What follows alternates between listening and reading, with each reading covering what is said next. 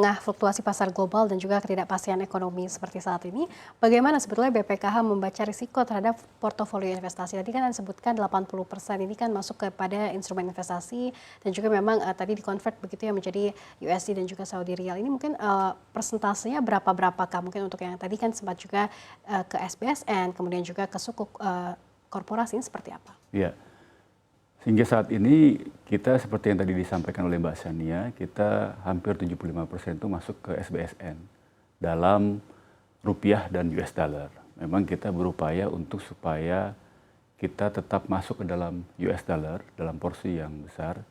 Namun tantangannya memang kita ini kan karena lembaga kuasi negara sehingga pencatatan bukunya itu harus dalam bentuk rupiah denominasinya, tidak dalam bentuk US dollar. Nah, itu yang kita coba seimbangkan antara portofolio yang US dollar dengan portofolio yang rupiah. Memang kalau kita lihat dari inputnya, sebenarnya US dollar itu diperuntukkan untuk haji khusus. Kalau setoran awal jamaah haji reguler itu kan 25 juta rupiah. Tapi kalau setoran awal haji khusus itu 4.000 US dollar. Nah, 4.000 US dollar ini yang kita keep sebagai natural hedging dalam bentuk instrumen baik di SBSN yang sukuk global ya US dollar yang diterbitkan oleh Indonesia dan juga deposito dolar. Namun ini kita terus maintain ke depannya sehingga mudah-mudahan kita bisa dapat mengantisipasi segala volatilitas yang terjadi di pasar global ini. Oke, baik. Karena tentunya pasti menantang sekali ya di tengah yang memang USD semakin meningkat tajam begitu dibanding dengan rupiah yang memang terus melemah. Tapi dengan daftar tunggu haji yang semakin panjang ini, bagaimana BPKH memastikan keseimbangan antara kebutuhan jangka pendek dan juga jangka panjang? Secara undang-undang dan ketentuan, memang kita harus menjaga likuiditas 2 kali biaya penyelenggaraan ibadah haji at any time. Artinya selama sepanjang tahun kita harus menjaga 2 kali likuiditas. Tujuannya apa? Tujuannya untuk supaya pada saat ada pencairan atau kebutuhan dari Kementerian Haji dan Umroh kita bisa memenuhi ya gitu. Cuma memang di sisi lain likuiditas itu sebenarnya kan bahasanya itu gaining no return ya. Kalaupun ada tapi relatif lebih rendah ketimbang kalau di SBSN atau sukuk ya. Oleh karena itu kita terus setiap periode ya kita melakukan rebalancing dari portfolio yang kami miliki baik dalam bentuk US dollar dan rupiah. Minimal ketersediaan dari US dollar ini tetap di-maintain sebesar kebutuhan dari haji khusus. Bahwa kemudian nanti ada yang sebagian memang kita harus cairkan untuk kebutuhan haji reguler. Nanti kan kita tinggal setiap periode, setiap bulannya kita ada yang namanya rapat komite pengelolaan keuangan haji setiap bulan. Di situ kita melakukan perencanaan dan strategi bagaimana mengantisipasi dan kita mengukur sebesar apa alokasinya dan berapa besar yang harus kita penuhi untuk kebutuhan dan memelihara supaya US dollar-nya itu tetap balance sesuai dengan harapan. Baik, memang kuncinya di rebalancing tadi begitu ya, memang harus terus dilakukan.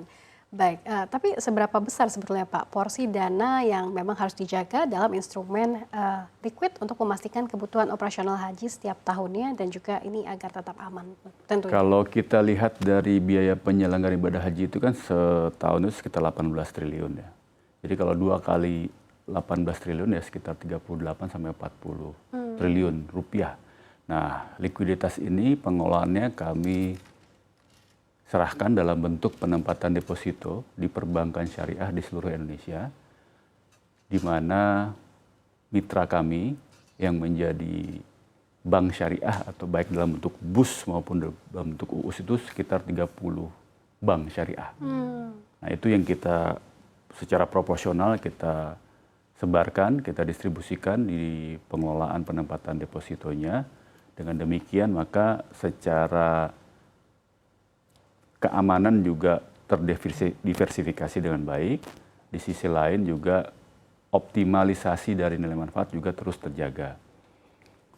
Mengenai keamanannya sendiri memang itu secara ketentuan kita sudah bekerja sama lama dengan LPS ya, Lembaga Penjamin Simpanan, di mana dana setiap Rp1 dana yang ditempatkan ya sebagai setoran awal jamaah itu dijamin oleh LPS.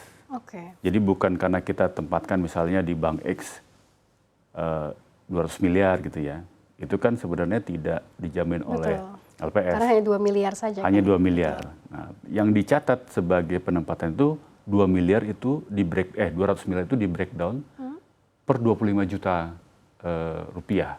Jadi yang karena dia dianggap sebagai per number per account ya, per number account itu 25 juta sehingga itu yang dijamin oleh LPS.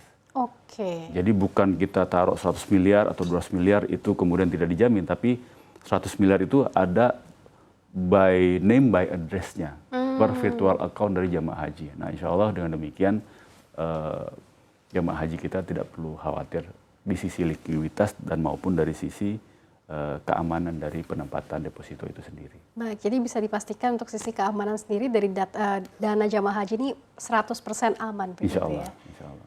Baik, kemudian untuk strategi dari aset liability-nya seperti apa ini? Nah, ini yang menarik. Kita kan punya waktu tunggu setelah berpindah dari Kementerian Agama ke Kementerian Haji dan Umroh, itu dibagi rata menjadi 27 tahun per jamaah. Kalau dulu sebelumnya ada yang 40 sampai 43 sampai 48 tahun di regional atau di area atau provinsi kabupaten tertentu. Nah, sekarang dibagi rata. Ini justru membuat sebenarnya memudahkan kami, sangat memudahkan kami. Karena kan secara teori yang namanya asset liabilities management itu antara aset dengan liabilities harus match dari sisi jatuh temponya.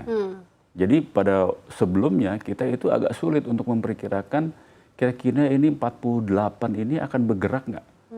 43 tahun ini akan bergerak nggak? 30 tahun ini apakah akan bergerak atau enggak? Tapi sekarang karena Kementerian Haji dan Umroh sudah memiliki kebijakan yang menurut kami sangat hargai ya gebrakannya, sehingga kami bisa mengukur, oh ternyata cuma 27 tahun. Nah, dengan 27 tahun ini, maka kami bisa memproyeksikan bahwa aset yang kita miliki, durasinya pun harus 27 tahun secara rata-rata. Ya, jadi setiap ada setoran awal, kita langsung breakdown dan kita langsung tempatkan di 27 tahun liabilities. Cuma memang kesulitan di kita saat ini mencari instrumen yang jatuh temponya sampai dengan 27 tahun itu. Nah, itu yang agak sulit ya. Tapi ini kan baru tahun pertama kebijakan mengenai 27 tahun itu diberlakukan.